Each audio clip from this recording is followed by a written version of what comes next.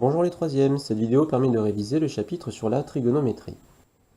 Depuis la classe de 5e, vous savez calculer dans un triangle rectangle la mesure d'un angle aigu connaissant la mesure d'un autre angle aigu. Pour cela, vous utilisez la propriété qui fonctionne pour tous les triangles et donc en particulier pour le triangle rectangle et qui dit que dans un triangle, la somme des mesures d'angle est toujours égale à 180 degrés. Depuis la classe de 4e, vous savez également calculer une longueur dans un triangle rectangle connaissant deux autres longueurs, grâce au théorème de Pythagore, qui dit que le carré de la longueur de l'hypoténuse est égal à la somme des carrés des longueurs des deux autres côtés.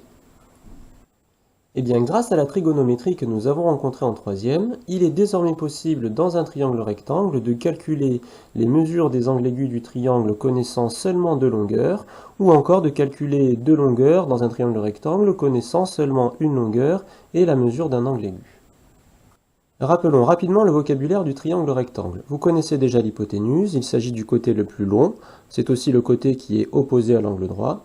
Et vous connaissez désormais le côté adjacent à l'angle aigu que vous considérez, donc c'est le côté qui touche l'angle aigu et qui n'est pas l'hypoténuse. Et enfin, vous connaissez le côté opposé à l'angle aigu que vous considérez, c'est le côté qui est entre guillemets en face de l'angle considéré.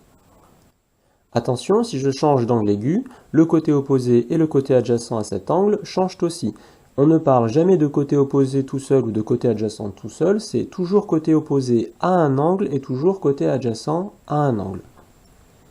Venons-en aux formules trigonométriques. Tout d'abord, remarquons quelque chose dans le triangle rectangle. Dans un triangle rectangle, si on divise deux côtés, alors ici j'ai toujours choisi de prendre le côté adjacent à l'angle bleu et de le diviser par l'hypoténuse. J'aurais très bien pu prendre deux autres côtés, ça n'avait pas d'importance.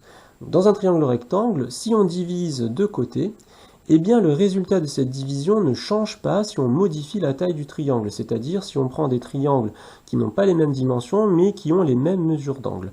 Et c'est pour ça que ici j'ai des égalités. En revanche, si les triangles rectangles n'ont pas les mêmes mesures d'angle 2 à 2, eh bien le résultat de cette division change, c'est-à-dire que les rapports que j'ai écrits tout à l'heure ne sont plus égaux. Dans un triangle rectangle, si on choisit un angle aigu, eh bien les résultats des divisions ici que j'ai choisi, alors pourquoi ces divisions? C'est les mathématiciens qui ont décidé de retenir ces trois-là. Les résultats de ces trois divisions ne dépendent que de la valeur de l'angle aigu, ils ne dépendent pas de la taille du triangle rectangle. Les mathématiciens leur ont donné un nom, ils ont appelé cela le cosinus de l'angle aigu, le sinus de l'angle aigu et la tangente de l'angle aigu considérée. Et pour retenir ces trois formules que l'on appelle les formules trigonométriques, il y a la petite formule magique que je vous ai donnée qui vous a beaucoup fait rire et qui est K SO-TOA. Donc pour retenir ici, on écrit CH, SOH, TOA, et chacune de ces lettres correspondent aux lettres qu'il y a ici en rouge. Donc par exemple pour le cosinus, eh bien le C du cosinus il est ici, le A du côté adjacent est ici, et le H de l'hypoténuse est ici. Donc quand j'écris K, ça veut dire que le cosinus de l'angle aigu que je considère est égal à la longueur du côté adjacent à l'angle aigu que je considère, divisé par la longueur de l'hypoténuse. Pareil pour le sinus, pareil pour la tangente. Tout comme pour la racine carrée d'un nombre, sur votre calculatrice, vous avez des touches cos, sin, tan, donc cosinus, sinus, tangente, et vous pouvez lui demander de calculer le cosinus d'un angle aigu, le sinus d'un angle aigu ou la tangente d'un angle aigu. Alors il faut faire attention, il faut bien mettre la calculatrice en mode degré, si vous n'y arrivez pas, demandez-moi en classe. Et en tapant par exemple dans la calculatrice cosinus de l'angle aigu qui fait 32 degrés, j'obtiens un résultat qui est approximativement égal à 0,834.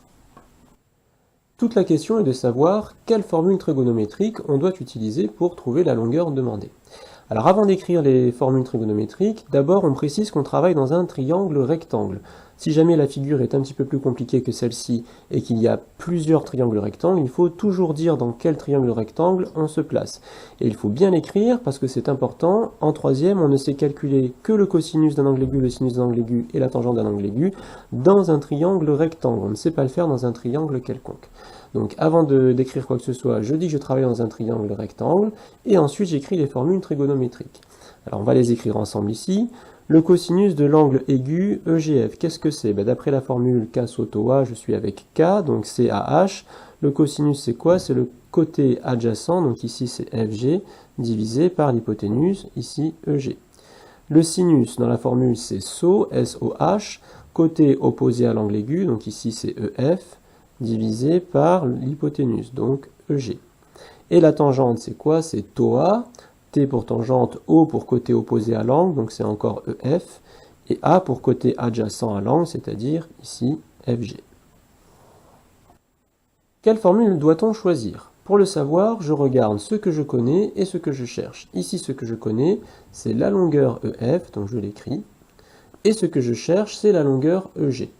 Pour trouver la formule trigonométrique à utiliser, eh bien, je vais prendre celle qui relie la longueur que je cherche et la longueur que je connais.